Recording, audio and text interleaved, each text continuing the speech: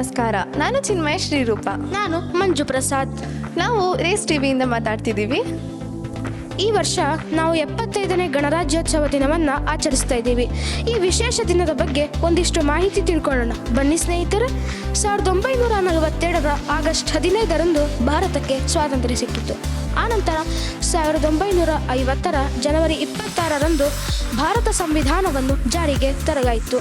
ಅಂದಿನಿಂದ ಪ್ರತಿ ವರ್ಷ ಜನವರಿ 26ರಂದು ಗಣರಾಜ್ಯೋತ್ಸವ ದಿನವನ್ನಾಗಿ ಆಚರಿಸಿಕೊಂಡು ಬರಲಾಗಿದೆ.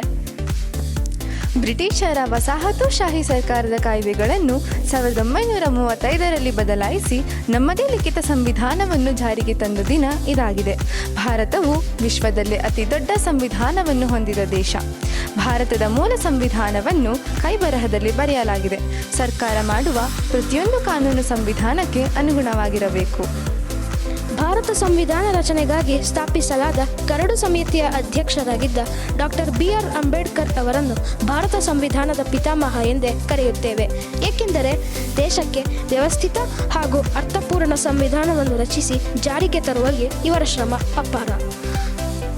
ಡಾಕ್ಟರ್ ರಾಜೇಂದ್ರ ಪ್ರಸಾದ್ ಅವರು ಸಂವಿಧಾನ ಸಭೆಯ ಅಧ್ಯಕ್ಷರಾಗಿದ್ದರು. ಹಾಗಾದರೆ ಮಂಜು ಪ್ರಸಾದ್, 2024ರ ಗಣರಾಜ್ಯೋತ್ಸವ ಆಚರಣೆಯ ಘೋಷವಾಕ್ಯವೇನು ಎಂದು ನಿನಗೆ ತಿಳಿದಿದೆಯೇ? ಹೌದು ಚಿನ್ಮಯ ಶ್ರೀರೂಪ, 2024ರ ಗಣರಾಜ್ಯೋತ್ಸವದ ಘೋಷವಾಕ್ಯ ಏನೆಂದು ನನಗೆ ತಿಳಿದಿದೆ. ಆ ಘೋಷವಾಕ್ಯವನ್ನು ಈ ಸುಂದರವಾದ ವೇದಿಕೆಯಲ್ಲಿ ತಿಳಿಸಲು ಇಚ್ಛಿಸುತ್ತೇನೆ. 2024ರ ಗಣರಾಜ್ಯೋತ್ಸವದ ಘೋಷವಾಕ್ಯ ಭಾರತ ಪ್ರಜಾಪ್ರಭುತ್ವದ ತಾಯಿ ಮತ್ತು ವಿಕಸಿತ್ ಭಾರತ ಎಂಬುದಾಗಿದೆ. ವಿಕಸಿತ್ ಭಾರತ ಎಂದರೆ ಅಭಿವೃದ್ಧಿ ಹೊಂದಿದ ಭಾರತ ಎಂದರ್ಥ. ಓಹೋ, ನಿಜವಾಗಲೂ 2024ರ ಗಣರಾಜ್ಯೋತ್ಸವ ಆಚರಣೆಯ ಘೋಷವಾಕ್ಯ ತಿಳಿದು ನನಗೆ ತುಂಬ ಸಂತೋಷವಾಯಿತು. ಭಾರತ ಸ್ವಾತಂತ್ರ್ಯ ಪಡೆದ ದಿನದಂದು ದೇಶದ ಪ್ರಧಾನಮಂತ್ರಿಯು ಕೆಂಪುಕೋಟೆಯಲ್ಲಿ ಧ್ವಜಾರೋಹಣ ನೆರವೇರಿಸಿ ಭಾಷಣ ಮಾಡುತ್ತಾರೆ. ಆದರೆ ಗಣರಾಜ್ಯೋತ್ಸವದಂದು ದೇಶದ ಪ್ರಥಮ ಪ್ರಜೆಯಾದ ರಾಷ್ಟ್ರಪತಿ ದೆಹಲಿಯ ರಾಜಪಥದಲ್ಲಿ ಧ್ವಜಾರೋಹಣ ನೆರವೇರಿಸುತ್ತಾರೆ. ಹಾಗಾದರೆ ಮಂಜು ಪ್ರಸಾದ್, ನಾವಿಂದು ಈ ಸುಂದರ ಸಂಭ್ರಮ ಆಚರಣೆಯ ಸಂದರ್ಭದಲ್ಲಿ ಗಣರಾಜ್ಯೋತ್ಸವ ಆಚರಣೆಗೆ ಸಂಬಂಧಿಸಿದ ಕೆಲವೊಂದು ಮಹತ್ತರವಾದ ಮಾಹಿತಿಗಳನ್ನು ಹಂಚಿಕೊಳ್ಳೋಣವೇ? ಖಂಡಿತವಾಗಿಯೂ ಚಿನ್ಮಯ ಶ್ರೀರೂಪ. ಈ ದಿನಕ್ಕೆ ಅಷ್ಟೊಂದು ಮಹತ್ವ ಏಕೆ ಎಂದರೆ ಭಾರತದಲ್ಲಿ ಸಂವಿಧಾನ ಜಾರಿಗೆ ಬಂದ ಕಾರಣದಿಂದಲೇ ದೇಶದ ಪ್ರತಿಯೊಬ್ಬ ಪ್ರಜೆಗೂ ಸಹ ಸಮಾನ ಶಿಕ್ಷಣ, ಪ್ರತಿಯೊಬ್ಬರಿಗೂ ಬೇಕಾದ ಮೂಲಭೂತ ಹಕ್ಕುಗಳು, ಶಿಕ್ಷಣ ಹಕ್ಕುಗಳು, ಧಾರ್ಮಿಕ ಹಕ್ಕುಗಳು ಇವೆಲ್ಲವೂ ಸಹ ಸಿಕ್ಕಿದ್ದು. ಸಂವಿಧಾನ ಎಂಬುದು ಭಾರತದ ಸರ್ವೋಚ್ಚ ಕಾನೂನು ಆಗಿದೆ. ನಮ್ಮ ಸಂವಿಧಾನವು ರಷ್ಯಾ, ಬ್ರಿಟನ್, ಅಮೆರಿಕ, ಇತರೆ ದೇಶಗಳ ಸಂವಿಧಾನಗಳ ಅಂಶಗಳನ್ನು ಹೊಂದಿದ್ದು ಅವುಗಳ ಸಂಯೋಜನೆ ಆಗಿದೆ. ಇದೊಂದು ಬೃಹತ್ ಸಂವಿಧಾನವಾಗಿದ್ದು ಇದರ ಜಾರಿಗೆ ಮಹತ್ವದ ಕೊಡುಗೆ ನೀಡಿದವರು ಡಾಕ್ಟರ್ BR ಅಂಬೇಡ್ಕರ್ ಅವರು. ಆದ್ದರಿಂದ ಅಂಬೇಡ್ಕರ್ ಅವರನ್ನು ಭಾರತ ಸಂವಿಧಾನದ ಪಿತಾಮಹರು ಎನ್ನಲಾಗುತ್ತದೆ. ನಾವು ಈ ಸಂವಿಧಾನವನ್ನು ಗೌರವಿಸಬೇಕು, ಅದರಲ್ಲಿ ಇರುವ ನಿಯಮಗಳನ್ನು ಅನುಸರಿಸಬೇಕು. ಮೂಲಭೂತ ಹಕ್ಕುಗಳಂತೆ ದೇಶದ ಪ್ರಜೆಗಳಾಗಿ ಇದರಲ್ಲಿ ನೀಡಲಾದ ಮೂಲಭೂತ ಕರ್ತವ್ಯಗಳನ್ನು ಸಹ ಪಾಲಿಸಬೇಕು.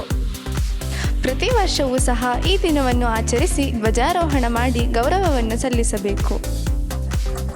ಸ್ವಾತಂತ್ರ್ಯ, ಸಮಾನತೆ, ಏಕತೆ, ಭ್ರಾತೃತ್ವ ನಮ್ಮ ಸಂವಿಧಾನದಲ್ಲಿ ಇರುವ 5 ಪ್ರಮುಖ ಮೌಲ್ಯಗಳಾಗಿವೆ. ಈ ರಾಷ್ಟ್ರೀಯ ಹಬ್ಬವು ದೇಶದ ಏಕತೆ ಮತ್ತು ಹೆಮ್ಮೆಯನ್ನು ಕಾಪಾಡಿಕೊಳ್ಳಲು ನಮಗೆಲ್ಲರಿಗೂ ಅವಕಾಶವನ್ನು ನೀಡುತ್ತದೆ.